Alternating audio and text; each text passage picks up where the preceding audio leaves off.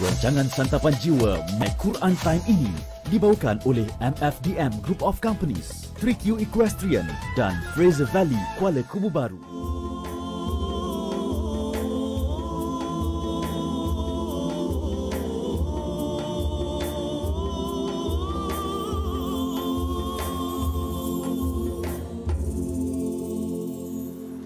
Bismillahirrahmanirrahim.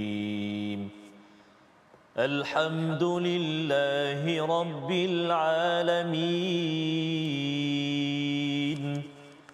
Ar-Rahmanir-Rahim. Maliki Yawmiddin. Iyyaka na'budu wa iyyaka nasta'in. Ihdinas siratal mustaqim. Siratal ladzina an'amta 'alaihim ghairil maghdubi 'alaihim waladdallin.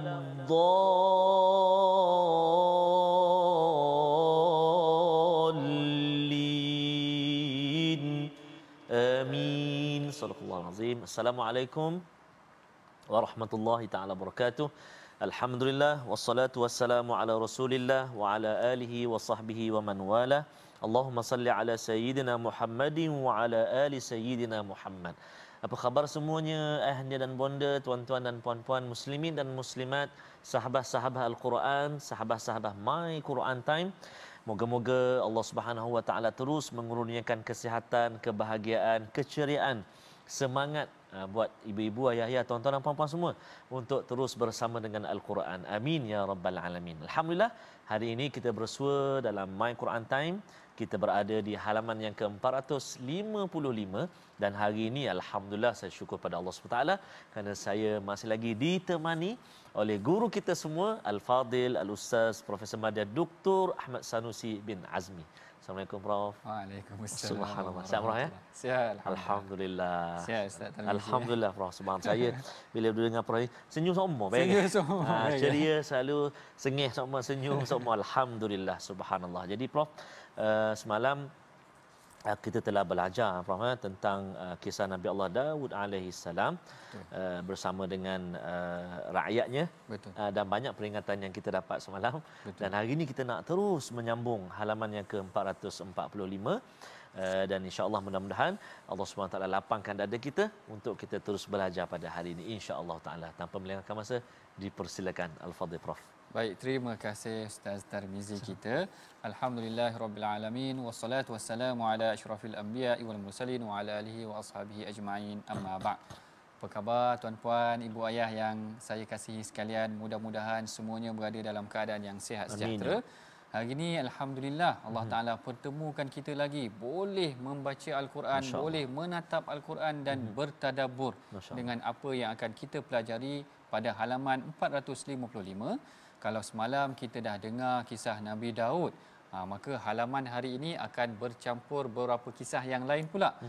Sebelum kita meneruskan pengajian kita, mari sama-sama kita bacakan doa ringkas. Subhanaka la ilma lana illa ma 'allamtana innaka antal alimul hakim. Rabbi zidni ilma. Baik, kalau kita perhatikan halaman yang ke-455 ini, kita akan dapati ada beberapa pengajaran ataupun kisah yang akan kita telusuri. Tapi sebelum tu kita tengok dahulu tentang sinopsis pengajian kita pada hari ini pada halaman yang ke-455, iaitu mengenai tentang penegasan ba'ats. Ba'ats ni adalah hari kebangkitan dan pahala, hukuman dan keutamaan Al-Quran. Manakala pada ayat yang 30 hingga 40 nanti kita akan bacakan tentang sedikit kisah tentang Nabi Sulaiman, dan begitu juga dalam ayat yang ringkas 41 hingga ke 42 akan ada kisah Nabi Ayub sedikit nanti. Ini secara umumnya tentang sinopsis pengajian kita pada hari ini. Sebelum kita bacakan, bertadabbur tentang ayat-ayat ini, mari sama-sama kita baca bersama dengan Ustaz Tarmizi kita daripada ayat yang ke-27 sehinggalah ayat yang ke 33 insya-Allah. Baik, terima kasih Al-Fadhil Prof. Tuan-tuan dan puan-puan, ibu-ibu, ayah-ayah, sahabat-sahabat Al-Quran yang dikasihi Allah Subhanahu wa taala, alhamdulillah kita nak terus menyambung bacaan kita di surah Sad. Pada hari ini kita nak mula baca ayat yang ke-27 sehingga ayat yang ke-33. Kalau kita perhatikan Prof dan juga tuan-tuan dan puan-puan ibu ayah sekalian, ayat di halaman ini dia taklah panjang sangat, dia satu baris sikit lebih kan. Jadi alhamdulillah jadi okeylah, maknanya nafas kita tu insya-Allah selamatlah. Insya-Allah selamat. Cumanya kalimah-kalimah dia kita kena berhati-hati. Saya pun memang nak berjaga-jaga juga, takut ada tersilap dan sebagainya. Moga-moga Allah Subhanahu taala jaga bacaan kita insya-Allah. Kita mulakan dengan bacaan murattal. Kita cuba bacaan murattal sikah insya-Allah. A'udzu billahi minasyaitonir rajim.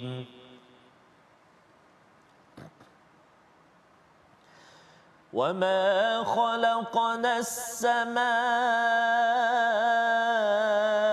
وَالْأَرْضَ وَمَا بَيْنَهُمَا بَاطِلًا ذَلِكَ ظَنُّ الَّذِينَ كَفَرُوا فَوَيْلٌ لِّلَّذِينَ كَفَرُوا مِنَ النَّارِ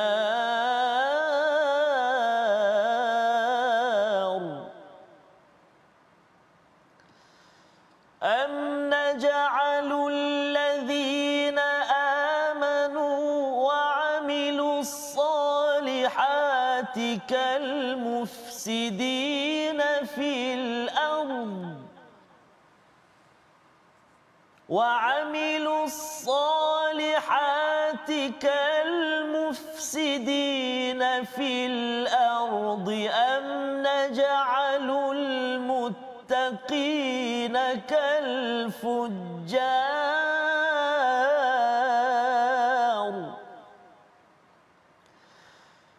كِتَابٌ أَنزَلْنَاهُ إِلَيْكَ مُبَارَكٌ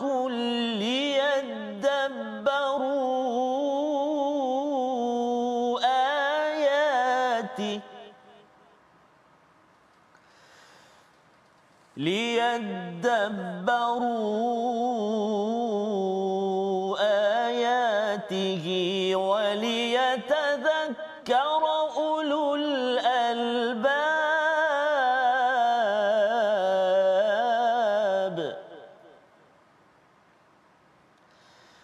ووهبنا لداود سليمان نعم العبد إنه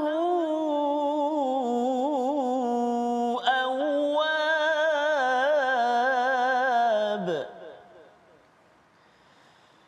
إذ عرض عليه بالعشي الصافنات الجياد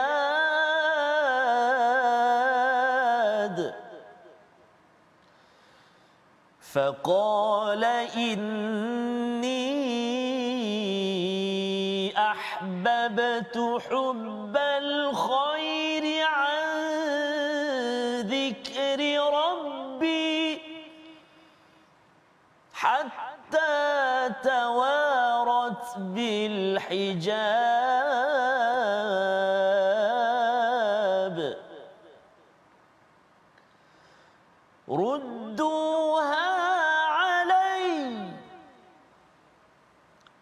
ردوها علي فطفق مسحا بالسوق والأعناق صدق الله العظيم.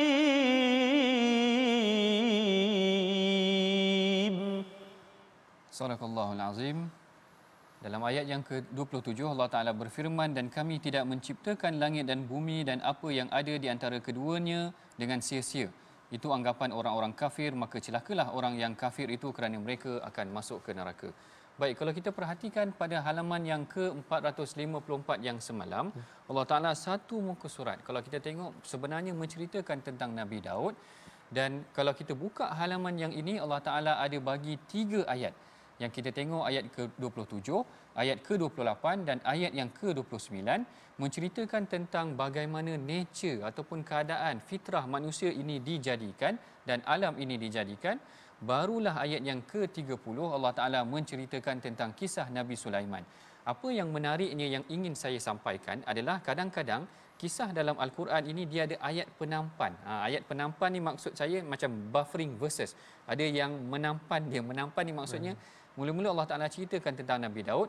Allah Ta'ala letak ayat tengah-tengah tu seakan-akan peringatan buat kita. Ada penampan dia. Kemudian Allah Ta'ala ceritakan pula tentang Nabi Sulaiman ini. Dan kalau ini kita perhatikan, ini kajian yang kita pernah laksanakan. Saya sendiri pernah tengok ada banyak ayat dalam Al-Quran Allah Ta'ala tengah cerita tentang isu talak sebagai contoh. Mana Allah Ta'ala ceritakan tentang isu perceraian dalam surah Al-Baqarah. Tengah-tengah cerita isu perceraian, tiba-tiba ada ayat penampan di tengah-tengah tu Allah Ta'ala cerita tentang salat. Masya-Allah. Allah Ta'ala kata hafizu ala salawati was salatul wusta. Kalau Ustaz Tarmizi perasan, ayat ni datang selepas daripada perbincangan mengenai tentang talak. Betul. Jadi apa kaitan ayat talak ni tadi dengan ayat solat? Yang ni yang menariknya kita bincangkan tentang ayat penampan ni, buffering verses ni, dia menceritakan seakan-akan Allah Ta'ala kalau dalam kes talak dia berdasarkan kes ataupun berdasarkan situasi ayat tersebut. Kalau kita tengok ayat talak seakan-akan Allah Ta'ala nak ceritakan bahawa solat tu dia berperanan dalam sebuah keluarga yang mendirikan solat barangkali dia akan mungkin terselamat. Allah Ta'ala pelihara mereka yang mudah-mudahan menjaga solat, Allah Ta'ala pelihara mereka. Manakala dalam ayat ini Allah Ta'ala ceritakan tentang kisah Nabi Daud, kemudian Allah Ta'ala letak ayat tentang bagaimana manusia ini ataupun alam semesta ini dijadikan. Allah Ta'ala kata wa ma khalaqnas samaa wal arda wa ma bainahuma batila. Allah Ta'ala tak jadikan muka bumi ini sebagai satu perkara yang batil, sebagai satu perkara yang sia-sia, tidak seperti mana yang difahami oleh orang kafir, kerana orang kafir menyangkakan hidup ini adalah untuk dunia ini sahaja. Maknanya mereka menganggap bahawa hidup mereka tidak ada hala tuju. Maknanya seakan-akan hidup kemudian mati kemudian tidak dibangkitkan. Maknanya seakan-akan tidak ada hala tuju. Sedangkan Allah Ta'ala ingatkan kita dalam Al-Quran bagaimana sekurang-kurangnya ada 2 peranan manusia. Yang pertama yang kita dah sebutkan semalam tentang khalifah. Allah Ta'ala jadikan manusia ni sebagai khalifah, jadikan anak-anak Adam sebagai khalifah. Ayat berkenaan tentang Nabi Daud berkenaan tentang khalifah. Ayat Nabi Daud semalam khalifah, Nabi Adam semalam khalifah. Ada 2 ayat mengenai tentang khalifah. Manakala dalam perkara yang kedua Allah Ta'ala sentiasa ingatkan kita tentang ubudiyah. Maknanya manusia ini dijadikan untuk mengabdikan dirinya kepada Allah. Allah Ta'ala kata wa ma khalaqtul jinna wal ins illa liya'budun. Kami tidak jadikan manusia dan jin itu melainkan untuk menyembah ataupun untuk mengabdikan diri mereka kepada Allah. Mengenai tentang ubudiyah, mengenai tentang pengabdian diri kita kepada Allah ini, suka saya kongsikan kisah yang diceritakan oleh Sayyidatina Aisyah. Sayyidatina Aisyah dalam sebuah hadis yang sahih menyatakan bahawa Rasulullah tidak pernah meninggalkan solat 2 rakaat sebelum subuh.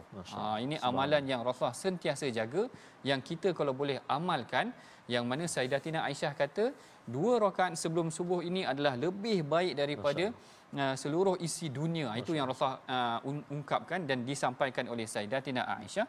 Dan apa yang dibacakan oleh Rasulullah sebenarnya menarik. Sayyidatina Aisyah kata Rasulullah kalau 2 rakaat sebelum subuh itu Rasulullah akan baca qul ya ayyuhal kafirun dan qul huwallahu ahad. Dan kalau kita perhatikan kedua-dua surah ini sebenarnya pernah dinamakan sebagai suratul ikhlas. Surah Ikhlas tu dinamakan surah Ikhlas. Surah Kafirun pun dalam penafsiran sebenarnya pernah dinamakan juga sebagai surah Ikhlas, kerana kedua-dua surah ini menjadikan kita ni mukhlis, maknanya orang yang memang benar-benar untuk mengabdikan diri kepada Allah. Awal sebelum subuh Rasulullah ajar kita baca qul ya ayyuhal kafirun dan qul huwallah. Lepas maghrib nanti sama juga. Ada hadis yang menyebutkan Rasulullah dirikan solat 2 rakaat, baca juga qul ya ayyuhal kafirun dengan qul huwallah. Seakan-akan daripada subuh tadi sampai ke maghrib kita ini diingatkan sepanjang hidup kita apa yang kita buat adalah untuk Allah. Masya-Allah. Maknanya amalan yang diajarkan ataupun dibimbing oleh baginda Nabi itu tadi mengingatkan kita bagaimana kita ni dijadikan selain daripada khalifah adalah untuk mengabdikan diri kepada Allah. Kita tidak dijadikan sia-sia. Maknanya ada matlamat kita dijadikan. Dan kemudian dalam ayat yang ke-28 Allah Taala menceritakan am naj'alul ladzina amanu wa 'amilus solihat kal mufsidina fil ard. Peranan orang yang saleh ataupun peranan orang yang beriman ini bukanlah seperti orang-orang yang melakukan kerosakan. Kita tidak, maknanya tujuan manusia ni dijadikan, diingat balik tadi peranan Nabi Adam sebagai khalifah tu, yang bila malaikat tanya yufsikud dima ataupun yufsidu fil ard, apakah manusia ini akan merosakkan muka bumi, Allah Taala ingatkan lagi dalam ayat selepas kisah Nabi Daud tu tadi, manusia dijadikan khalifah, manusia diminta hukum secara adil dan manusia diminta juga untuk tidak melakukan kerosakan di muka bumi. Kemudian Allah Ta'ala ingatkan kita telah diturunkan kepada kita kitabun anzalnahu ilaika mubarakun. Maknanya kitab yang diturunkan kepada engkau wahai Muhammad adalah kitab yang diberkati. Kita hendaklah menjadikan Quran yang kita baca setiap hari dalam My Quran Time ini agar kita bertadabbur, kita dah ingat tentang peranan kita kembali, peranan kita sebagai khalifah, kita tidak merosakkan muka bumi, kita tidak merosakkan manusia. Dan kemudian Allah Ta'ala kata macam mana nak buat itu semua? Maka kami turunkan kitab yang dijadikan panduan dan bimbingan. Kemudian setelah itulah Allah Ta'ala datangkan tentang kisah Nabi Sulaiman. Tengok tu tadi, mana satu persatu Allah Ta'ala ceritakan tentang kita, peranan kita, ingatkan kembali, ingatkan kepada Rasulullah dan ingatkan kepada kita. Kemudian Allah Ta'ala datangkan kisah tentang Nabi Sulaiman. Baik, kisah Nabi Sulaiman ni menarik. Kisah Nabi Sulaiman ni menarik, yang mana Nabi Sulaiman, Allah Ta'ala kata, wa wahabna li Dawuda Sulaiman. Dan kami kurniakan kepada Nabi Daud, iaitu anaknya Nabi Sulaiman, ni'mal abdu innahu awwab. Ianya adalah sebaik-baik hamba. Masya-Allah. Ini pujian Allah Taala kepada, bukan senang nak dapat pujian daripada Allah Taala. Allahu akbar. Sebab itulah dalam sebuah hadis yang kalau kita pernah dengar, Rasulullah pernah puji Abdullah bin Omar. Yang ni kita pernah cerita. Rasulullah pernah puji Abdullah bin Omar ni sebagai ni'mal abdu juga, ataupun sebaik-baik hamba, ataupun sebaik-baik manusia adalah Abdullah bin Omar tu tadi, kerana dia adalah orang yang rajin untuk mendirikan solat ataupun mendirikan qiyamul lail tu tadi. Lalu dekat sini pun Allah Taala kata ni'mal abdu innahu awwab. Dia adalah orang yang sangat taat kepada Allah Taala. Lalu dikisahkan kepada kita satu kisah yang mana dia katakan, tengok ayat yang ke-31, Allah Taala kata, ingatlah pada suatu petang dipertunjukkan kepadanya kuda-kuda yang jinak tetapi sangat laju lariannya. Yang ni nak menceritakan, para ulama tafsir menjelaskan bahawa Nabi Sulaiman ni dia sukakan kuda. Dia sukakan kuda perang, dan bahkan dia suka melihat kepada kuda, maknanya kuda yang gagah perkasa yang dibuat untuk jihad. Ustaz Tirmizi pernah biasa menunggang kuda? Biasa, tapi berjalan je lah. Berjalan. Yang berlari tu belum belajar. Boleh belajar lepas ni. Saya pun tak pandai juga, nak cerita aja. Maknanya Allah Ta'ala ceritakan tentang Nabi Sulaiman ni, dipersembahkan kepada dia tentang kuda-kudanya, sehingga kan dalam ayat yang ke-32 dikatakan, sesungguhnya aku menyukai segala yang baik, iaitu yang kuda itu yang membuat aku disibukkan daripada mengingati akan kekuasaan Tuhanku. Yang ini ada pelbagai penafsirannya. Ada sebahagian yang menyatakan sehingga Nabi Sulaiman ini kerana seronok ataupun disibukkan dengan kuda itu sehingga dia terleka. Apabila dia terleka, ini yang dia menyebabkan dia kembali kepada Allah Ta'ala. Yang ini yang dia kembali ataupun dia beristighfar kepada Allah Ta'ala. Dan juga sebenarnya ada beberapa riwayat yang lain. Sebagai contoh, Al-Imam Ibn Kathir menceritakan tentang bagaimana Nabi Sulaiman ni leka dengan kudanya sehingga menyebabkan dia tertinggal ibadah. Ada salat yang dia tertinggal, dikatakan dalam tafsir Ibn Kathir. Tetapi Al-Imam Syekh Tantawi tak setuju. Syekh Tantawi kata ini tidak sesuai dengan para nabi, kerana para nabi itu takkan dilekakan dengan perkara dunia sehingga dia tertinggal kepada urusan yang dikenakan kepada dia. Lalu Al-Imam Syekh Tantawi tidak bersetuju dengan pandangan tersebut, lalu dikatakan dia hanya terleka sahaja. Dia hanya terleka sahaja. Dan yang menariknya juga tentang kisah Nabi Sulaiman ini, saya bacakan juga kisah daripada Al-Imam Ibn Kathir.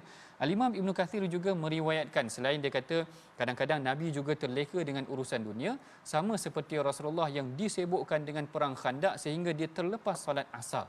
Itu yang sampai dia marah dengan Yahudi kerana menyebabkan dia tertinggal solat asar ataupun terlepaslah, kita katakan tersibuk dengan solat tersebut. Lalu Rasulullah segera meninggalkan solat dan menghina kaum Yahudi yang melakukan pengkhianatan dalam perang Khandaq tersebut. Dan diceritakan juga tentang kisah kuda ini dalam tafsir Ibn Kathir, bagaimana Rasulullah pernah pulang daripada perang Tabuk.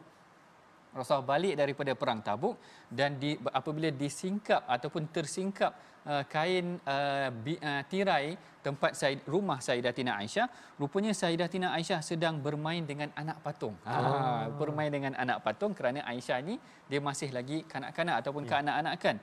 Lalu ada dalam patungnya itu kuda yang berkepak. Kuda yang berkepak.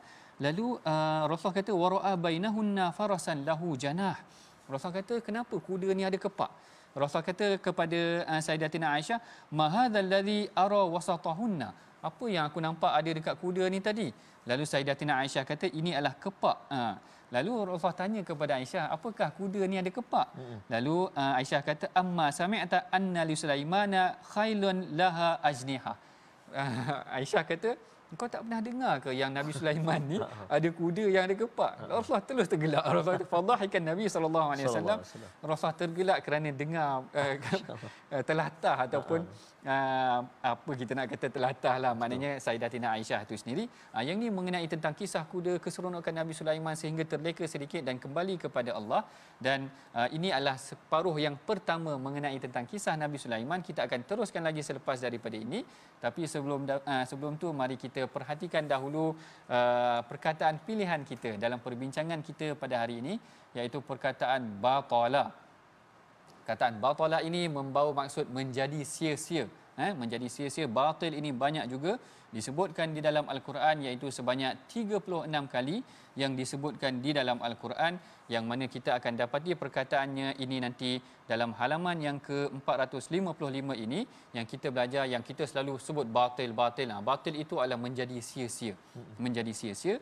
Bahkan batil ini juga kalau dalam hadis digunakan sesuatu yang tidak ada asas.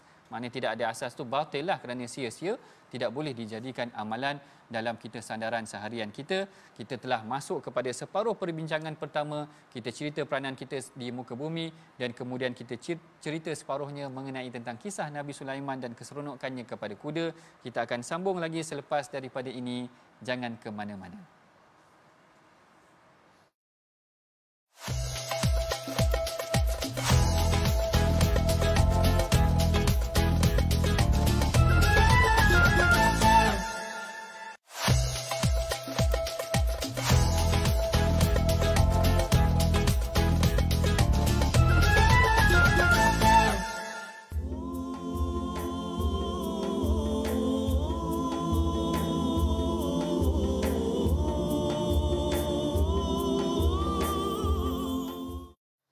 Jangan difikir derita akan berpanjangan, kelak akan membawa putus asa pada Tuhan. Ingatlah biasanya kabus tak berpanjangan, setelah kabus berlalu pasti cerah kembali.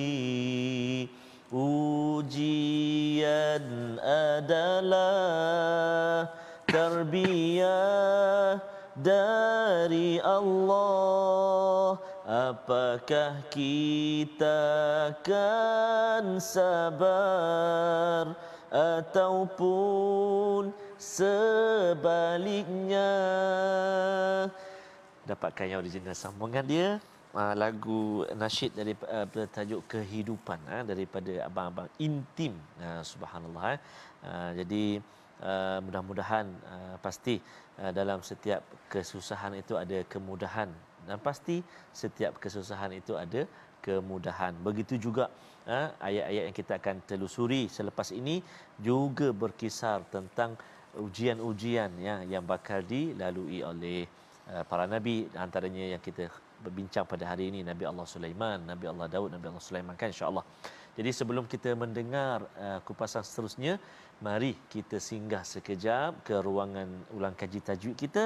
Kita nak lihat apakah fokus kalimah-kalimah atau perkataan pada hari ini, iaitu menyempurnakan sifat tebal ataupun tafkhim pada dua huruf ra dalam ayat yang ke-27. Pada ayat yang ke-27 iaitu a'udzubillahi minasyaitonirrajim. Fawailul lilladzina kafaru minan nar. Baik, surah Al-Azim. Dekat mana fokus kita? Iaitulah yang pertama, tebal huruf ra pada kalimah kafaru. Kafaru iaitulah huruf ra yang berbaris dhammah ataupun baris depan. Kafaru tebal bunyi tafkhim. Ra baris depan, ra baris atas. Kafaru tebal. Satu. Kemudian pada kalimah kedua yang kat mana? Iaitulah pada kita waqaf pada minan nar. Minan nar. Ra tu bunyi tebal. Sebab apa? Sebab mendatang dengan sebab kita waqaf. Ra baris bawah betul, tapi kita waqafkan dia, dan huruf sebelum dia huruf nun yang berbaris di atas fathah, maka ra tu bunyi tebal. Ra tu bunyi tebal. Minan nar. Tebal bunyi ra. Jadi itulah dua tempat dalam ayat yang kita kongsikan. Fawailul lilladzina kafaru minan nar. Dua tempat yang kita tebalkan huruf ra dalam bacaan kita. Selamat mencuba dan selamat menyemak bacaan dengan guru-guru kita, insya-Allah taala. Wallahu alam. Silakan Prof. Wallahu alam. Terima kasih Ustaz Tarmizi kita. Setiap hari kita ulang dan kita ulang kaji lagi pengajian kita tentang tajwid ni, sebab kita nakkan bacaan kita tak lari daripada apa yang diajarkan oleh baginda Nabi sallallahu alaihi wasallam. Baik, dalam sesi yang kedua kali ini kita akan teruskan lagi kisah Nabi Sulaiman tadi. Kalau kita tengok yang sebelum tu, Nabi Sulaiman teruji ataupun diuji dengan kelekaan sedikit terhadap perkara dunia. Kalau sebenarnya kisah semalam pun ada kaitan juga, yang Nabi Daud itu diuji dengan pentadbiran dia ataupun kehakiman dia, ataupun ada yang kata dengan penafsiran seperti ujian syahwat terhadap dirinya. Begitu juga dengan Nabi Sulaiman, diuji tadi disebutkan tentang kisah kuda yang dibentangkan kepadanya. Maka dalam fasa yang kedua ini pula disebutkan sekali lagi tentang ujian juga yang dikenakan terhadap Nabi Sulaiman. Sebelum kita masuk perbincangan mengenai tentang Nabi Sulaiman ini, kita bacakan dahulu ayat yang ke-34 hingga ayat yang ke-42 insya-Allah. Ustaz Tarmizi, silakan. Terima kasih Al-Fadhil Prof.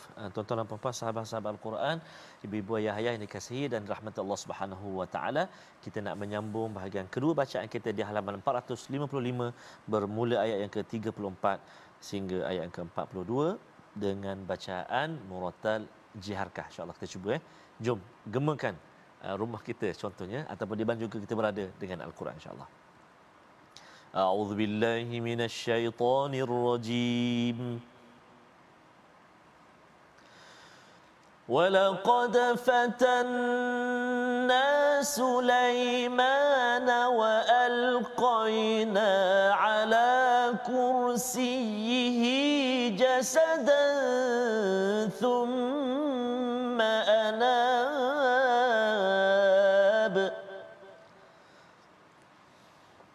قَالَ رَبِّ اغْفِرْ لِي وَهَبْ لِي مُلْكًا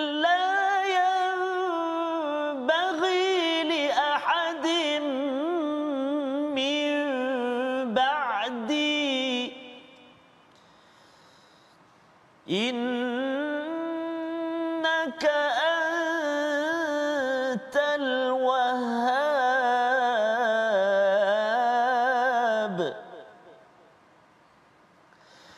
فسخرنا له الريح تجري بأمره رخاء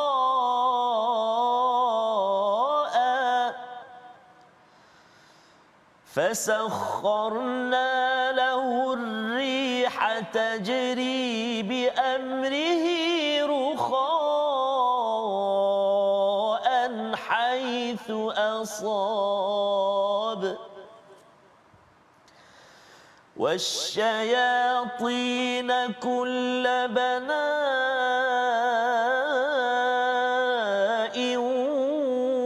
وغواص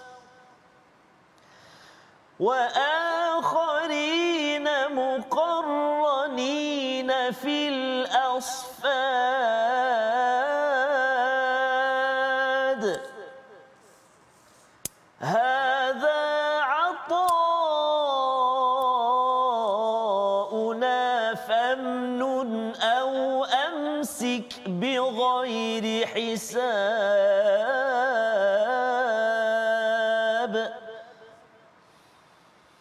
وإن له عندنا لزلفى وحسن مآب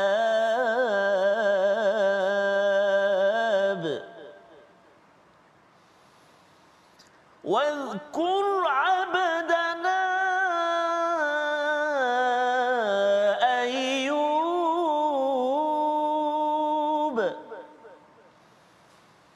إذ نادى ربه أني مسني الشيطان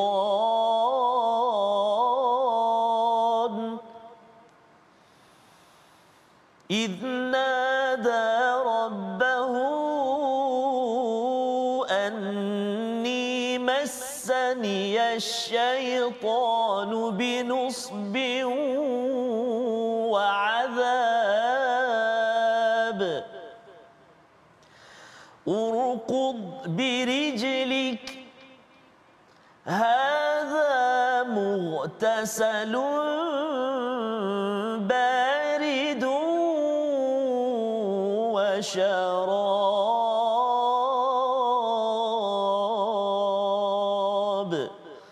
صدق الله العظيم. Sadaqallahul Azim. Perhatikan pada ayat yang ke-34 Allah Ta'ala berfirman, dan sesungguhnya kami telah menguji Sulaiman dan kami menjadikannya terlantar di atas singgah sananya dengan tubuh yang lemah kerana sakit, kemudian dia bertaubat. Baik, yang ini adalah ujian yang diberikan kepada para nabi. Kalau kita perhatikan semalam, Nabi Daud itu diuji dengan didatangi oleh dua orang lelaki. Betul. Yang meminta dia diberikan hukuman ataupun diminta untuk memberikan keadilan kepada mereka berdua.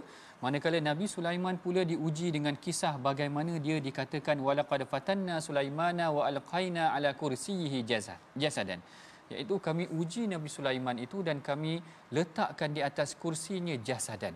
Ada yang menyatakan sebenarnya kalau kita tengok terjemahan daripada ayat Al-Quran ini yang menyatakan yang terlantar ataupun yang terduduk itu adalah Nabi Sulaiman sendiri. Manakala ada juga penafsiran cerita-cerita yang lain. Sebab itulah kita selalu ingatkan kepada tuan-puan, para penonton, ibu ayah yang dihormati sekalian, kadang-kadang banyak kisah-kisah Israeliat yang datang daripada kaum-kaum terdahulu daripada Bani Israel yang menceritakan tentang kisah-kisah ini. Kita kena perhatikan dahulu betul-betul sama ada kisah ini sahih ataupun tidak sahih, supaya kita tidak menyandarkan berita yang tidak benar kepada para nabi. Antara kisah yang disebutkan juga di dalam tafsir adalah mengenai tentang Nabi Sulaiman ini diuji dan diletak jasad itu sebenarnya adalah jasad seorang budak. Ada yang kata begitu. Kisah ini disebutkan sendiri oleh Al-Imam Syekh Tantawi sendiri, dan kalau tak silap saya Al-Imam Ibn Kathir ada menyebutkan bagaimana Nabi Sulaiman itu dia bercakap pada malam satu malam bahawa dia akan tidur dengan isterinya, dan kalau dia dapat anak, dia akan lahir, anak itu akan menjadi pejuang di jalan Allah. Dia punya azam dia begitu, tetapi dia tidak menyebutkan insya-Allah. Jadi Allah uji dia. Maknanya setiap perkara yang kita azamkan ni, wala taqulanna li syai'in inni fa'ilun dzalika ghadan. Jangan kita cakap esok kita nak buat sesuatu, melainkan kita ucapkan insya-Allah. Sebahagian ahli tafsir meletakkan kisah tersebut dalam penafsiran terhadap ayat ini. Dia kata Nabi Sulaiman bila nak kalau dikurniakan anak daripada isterinya tu tadi, dia kata anak ini akan dijadikan pejuang di jalan Allah. Tetapi ditakdirkan kerana tidak disebutnya perkataan insya-Allah ataupun bi masyiatillah, dengan kehendak Allah Taala itu tadi, anak yang dilahirkan tu tidak lahir ataupun meninggal kalau tidak silap saya. Maknanya jasad yang dimaksudkan ini adalah yang budak itu tadi. Yang budak itu tadi. Ini penafsiran ataupun kisah yang disebutkan juga di dalam tafsir. Manakala ada yang menyebutkan juga kisah tentang yang dimaksudkan dengan jasadan ini, tubuh yang duduk ini, ada yang kata syaitan sendiri duduk di singgah sananya, sehingga menyebabkan kucar-kacir pentadbiran dia. Kucar-kacir pentadbiran dia kerana dikatakan syaitan itu menjelmakan rupa sebagai isterinya dan sebagainya, macam-macam penafsiran ataupun kisah-kisah yang disebutkan di dalam tafsir. Ada juga yang menyatakan Nabi Sulaiman ini diuji dengan isterinya yang dikatakan tunduk kepada tamathil. Tamathil ni sebenarnya macam berhala juga. Ada yang kata kisah-kisah sedemikian disebutkan di dalam karya-karya tafsir. Tetapi yang paling penting yang kita perlu belajar daripada kisah Nabi Sulaiman ini adalah para nabi itu diuji. Para nabi itu diuji sama macam Nabi Daud semalam yang kita kisahkan kisahnya, dan hari ini kita tengok kisah Nabi Sulaiman. Dan selepas daripada ini kita akan tengok pula kisah Nabi Ayub, yang mana setiap nabi itu diuji dengan pelbagai ujian. Kadang-kadang kita rasa dengan nikmat ni banyak, kekayaan yang mewah, kita dah berada dalam zon yang selesa. Kita ingatkan itu bukan ujian, tapi sebenarnya itu adalah ujian. Kita leka sehingga menyebabkan kita lari ataupun kita jauh daripada Allah Ta'ala. Sehingga itulah Nabi Sulaiman tadi, dia terleka sekejap dengan kuda itu, dia cepat-cepat kembali kepada Allah Ta'ala. Innahu awwab, dia cepat kembali kepada Allah Ta'ala. Ini pengajaran penting. Kalau kita leka dalam kehidupan kita, sibuk dengan kehidupan dunia kita, kita sibuk dengan anak-anak dan sebagainya, maka kalau kita terleka daripada ataupun menjauhkan diri kita daripada Allah, kita kena segera kembali kepada Allah. Ini yang sebenarnya kita belajar daripada kisah Nabi Sulaiman itu tadi. Begitu juga apabila telah diuji ni, Allah Taala kata walaqad fatanna Sulaimana wa alqaina ala kursiyyihi jasadan. Dia ceritakan tentang bagaimana Nabi Sulaiman ni telah diuji. Fitnah ni maksudnya diujilah, fatanna ni fitnah, ataupun fitnah ni maksudnya ujian. Kadang-kadang kita salah faham tuan-puan. Yang ni saya betulkan sikit. Orang kata fitnah. Fitnah tu betul juga yang kita maksudkan dengan fitnah, yang orang tipu, orang fitnah ke atas kita, tipu ke atas diri kita ataupun buat berita palsu terhadap diri kita. Fitnah ni juga Nabi itu telah diuji juga, ataupun fitnah tu sebagai satu ujian. Fatanna itu adalah ujian. Dan kemudian tengok dia kata apa? Ayat yang penghujung ayat ke-34 ni Allah Taala kata thumma anab, maknanya dia segera kembali. Dia cepat kembali kepada Allah Taala apabila dia terleka. Dan menariknya di sini dia diajarkan kepada kita doa yang dibacakan oleh Nabi Sulaiman. Apa yang dibacakan oleh Nabi Sulaiman? Rabbighfirli. Ini yang paling asas sebelum kita minta apa sahaja permintaan kepada Allah Taala. Mulakan dahulu dengan merendah diri dan kita memohon keampunan kepada Allah Ta'ala.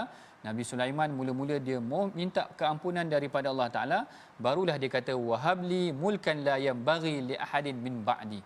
Kurniakanlah juga kepadaku kerajaan yang tidak patut dimiliki ataupun tidak dimiliki oleh orang selepas daripada aku tu tadi.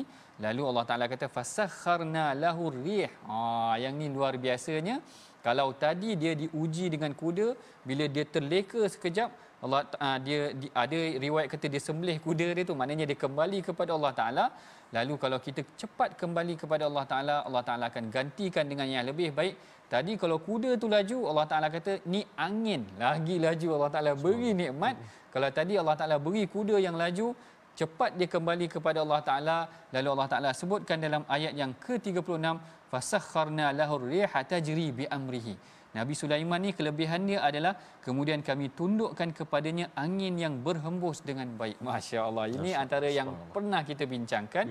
Nabi Sulaiman ni dia boleh menggerakkan angin dan dia boleh maknanya kelebihan dia bergerak dengan angin itu sendiri lebih pantas daripada jarak perjalanan yang kalau orang lain nak lalui dia lebih laju kerana kelebihan yang digunakan ataupun diberikan kepadanya melalui angin itu tadi. Dan begitu juga dengan syaitan sendiri ditugaskan sebagai pekerja dia. Masya-Allah, sebagai juru bina dia, sebagai tenaga buruh dia. Masya-Allah. Syaitan pun boleh bekerja dengan Nabi Sulaiman itu tadi. Dan begitu juga dengan nikmat yang Allah Taala berikan kepada Nabi Sulaiman yang tidak ada, maknanya tidak ada tolok bandingnya dengan kita yang ada pada hari ini. Sekalipun telah diberikan nikmat yang banyak, boleh menggerakkan angin. Ni bukan cerita orang putih tuan-puan, boleh menggerakkan angin ni semua. Ini kisah dalam Al-Quran yang menceritakan tentang kelebihan Allah Taala berikan kepada Nabi Sulaiman. Kerana apa? Kerana dia bertakwa kepada Allah Taala. Maknanya dia cepat kembali kepada Allah Taala dan Allah Taala kurniakan dia nikmat yang lebih banyak. Ini pengajaran yang penting. Kalau kita berharapkan kepada nikmat yang Allah Ta'ala berikan kepada kita, jangan kita jauh kepada Allah Ta'ala. Lagi dekat kepada Allah Ta'ala, Allah Ta'ala akan berikan nikmat yang kita tak sangka. Siapa sangka Nabi Sulaiman boleh gerakkan angin? Siapa sangka yang Nabi Daud tu tadi bertasbih dengan dia burung-burung dan gunung ganang, suara yang lunak. Ini semua kelebihan yang diberikan oleh Allah Ta'ala kepada orang yang taat kepada Allah Ta'ala. Ini kekuatan yang Allah Ta'ala berikan kepada mereka yang taat. Tetapi itu tidak bermakna kelebihan yang diberikan ni orang-orang ini tidak diuji. Bahkan orang ini diuji dengan ujian yang lebih dahsyat. Yang dahsyat selepas ini kita ceritakan pula dalam ayat yang ke-40 ke-41 bagaimana kisah Nabi Ayub pula. Masya Allah. Yang ni kita akan bacakan dahulu supaya kita dapat tanam ataupun resap dalam jiwa kita tentang kisah Nabi Ayub ini. Kita bacakan dahulu bersama dengan Ustaz Tarmizi kita ayat yang ke-41, boleh Ustaz? Baik, boleh Prof. Subhanallah. Rasa sangat-sangat menarik hari ini dan sangat gembira kenapa? Kerana hari ini kita belajar banyak, subhanallah, Prof ya. Tadi kita dah apa tu? Ayat yang ke-29 antaranya kan liyadabbaru kan. Allahu akbar. Hari ini kita belajar banyak, subhanallah. Jazakumullah khair jazak Prof, dan juga syukur pada Allah SWT kerana Allah bagi kita kesempatan untuk belajar. Kita nak baca sekali lagi tuan-tuan dan puan-puan, suara tuan-tuan dan puan-puan tu kita nak dengar walaupun kami tak dengar kat sini. Akan gemakan suara tuan-tuan dan puan-puan dekat rumah ataupun dekat mana tu. Kita nak baca sama-sama ayat yang ke-41. Baik, sama-sama kita baca insya-Allah A'udzubillahi minasyaitonirrajim. واذكر عبدنا أيوب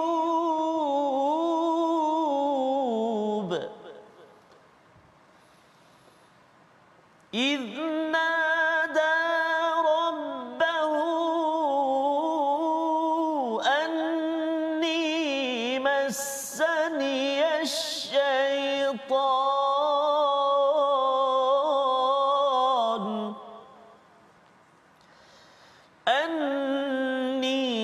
مسني الشيطان بنصب وعذاب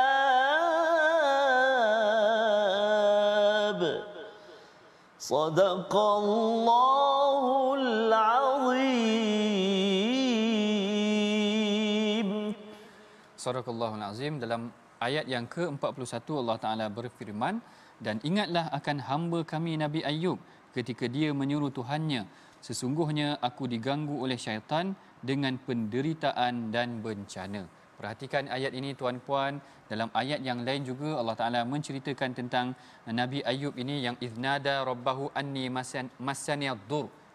Allah Ta'ala menceritakan tentang Nabi Ayub ini. Tengok, saya suka lafaz Nabi Ayub ini sebenarnya. Nabi Ayub ini kalau kita belajar daripada kisahnya yang disebutkan oleh Al-Imam Ibn Hajar, dia kata Nabi Ayub ni ditimpa sakit selama 18 tahun. Allahu Akbar. Kalau kita terlantar selama 18 tahun ni, memang siapa yang nak jaga tuan-puan? Orang jaga kita ni 2-3 tahun ni larat lagilah kalau kita terlantar. Ini 18 tahun terlantar sehingga semua yang ada di sekelilingnya lari. Dan Nabi Ayub ni dikatakan mempunyai harta yang banyak, tanah, aset dan sebagainya. Tetapi bila dah terlantar selama 18 tahun tu tadi, menyebabkan ahli keluarganya, kawan-kawan yang rapat semua lari. Bayangkan bila kita dah tak ada apa ni, orang semua lari. Tetapi yang tidak lari daripada kita Allah Ta'ala, tuan-tuan. Tengok pergantungan Nabi Ayub kepada Allah Ta'ala, sehingga dia memang dia yakin dengan Allah Ta'ala. Dalam ayat yang lain dikatakan anni massaniyad-dur, yang mengganggu aku ni ataupun yang mengacau aku, merosakkan aku ni adalah apa, kesakitan, dur tu tadi. Dan dalam ayat ni anni massaniya syaitan, yang mengganggu aku inilah syaitan. Menariknya ayat ni kita semua tahu yang memberikan azab ataupun kesakitan kepada kita ni Allah Ta'ala. Tetapi sedikit pun dia tidak menyalahkan Allah. Allahu Akbar. Dia kata syaitan yang buat ataupun kesakitan ad-dur tu yang buat. Dan dalam ayat yang lain dia kata wa anta arhamur rahimin, dan engkau Maha Pengasih. Allahu Akbar. Dah sakit selama 18 tahun tu dia puji Allah, tuan-puan. Kita kalau 18 tahun sakit ni apa macam-macam yang kita fikir yang bukan-bukan. Ini ketinggian para nabi punya cara berfikir. Maknanya dah sakit, dia kata aku dah hidup lama lebih sihat, sedikit Allah Taala nak uji aku, tidak mengapa. Lalu Allah Taala kata urqud birijlika hadza mughtasalun baridun wa syarab. Lalu Allah Taala berikannya penawar, hentakkanlah kakimu, inilah air yang sejuk untuk mandi dan minum. Kalau boleh saya nak cerita lagi tentang kisah Nabi Ayub ni tadi, tapi masa mencemburui kita, tuan-puan. Kita telah pun hampir sampai ke penghujung rancangan. Sebelum tu kita sama-sama perhatikan dahulu resolusi pengajian kita pada hari ini, pengajaran yang boleh kita amalkan. Yang pertama, fahami hikmah sesuatu kejadian dan elakkan menunding kesalahan kepada Allah. Yang kita belajar dah tadi. Yang kedua, yakin Allah akan sentiasa muliakan orang yang beriman. Kita tengok contoh dia banyak. Dan yang ketiga, sentiasa bertadabbur dan tazakkur Al-Quran agar dapat keberkatan daripada Allah Ta'ala. Kita telah menghampiri kepada penghujung pengajian kita pada hari ini. Sama-sama kita berdoa, mudah-mudahan Allah Ta'ala merahmati kita dan membuka hati kita untuk sentiasa bertadabbur dalam terutamanya rancangan My Quran Time ini. Silakan Ustaz Tarmizi kita. Terima kasih Al-Fatihah Prof. A'udzubillahi minasyaitonirrajim. Bismillahirrahmanirrahim. Alhamdulillahi rabbil alamin. Wassalatu wassalamu ala asyrafil anbiya'i wal mursalin wa ala alihi wa sahbihi ajma'in. Allahumma ya Allah wa ya Rahman wa ya Rahim. Ampunilah dosa-dosa kami ya Allah. Ampunilah dosa-dosa mak ayah kami, mak ayah mertua kami, muslimin muslimat, mukminin dan mukminat bi rahmatik ya arhamar rahimin. Ya Allah wa ya Rahman wa ya Rahim, rezekikan buat kami ya Allah masa buat kami bersama dengan Al-Quran ana al-laili wa atrafan nahar, pagi petang siang dan malam bersama dengan ayat-ayat suci-Mu Al-Quranul Karim, membersihkan hati kami, jiwa kami ya Allah, memandu kehidupan kami ya Arhamar Rahimin, berjaya dunia dan akhirat ya Arhamar Rahimin. Allahumma inna na'udzubika minal barasi wal junun wal judhami wa min sayyi'il asqam. Wa sallallahu ala sayyidina Muhammadin an-nabiyil ummi wa ala alihi wa sahbihi wa baraka wa sallam. Walhamdulillahi rabbil alamin. Taqabbalallahu minkum minna minkum taqabbal ya karim. Mudah-mudahan Allah Subhanahu wa taala menerima dan mengabulkan doa kita. Tambah-tambah kita bacakan doa dalam majlis yang sangat mulia, majlis Al-Quran bersama dengan Al-Quran. Amin ya rabbal alamin. Dan juga mudah-mudahan Al-Quran yang kita baca setiap hari, setiap waktu melembutkan hati kita untuk kita terus mengaktifkan akaun infak kita, akaun wakaf kita. Tentunya dalam sama-sama kita bersama dalam tabung gerakan Al-Quran untuk kita membumikan Al-Quran kepada masyarakat kita, menghidupkan suasana Al-Quran, melahirkan generasi Al-Quran. Jemput semua untuk sama-sama dalam tabung gerakan Al-Quran. Jadi kita nak ucapkan jazakumullahu khairal jazak kepada Al-Fadhil Prof. Madya Dr. Ahmad Sanusi, juga tuan-tuan dan puan-puan sekalian yang bersama dalam pengajian kita pada hari ini. Jangan lupa saksikan ulangan pada malam ini dan juga pada pagi besok. Pastinya My Quran Time, baca, faham dan amal insya-Allah. Assalamualaikum warahmatullahi wabarakatuh. Jumpa lagi. Assalamualaikum.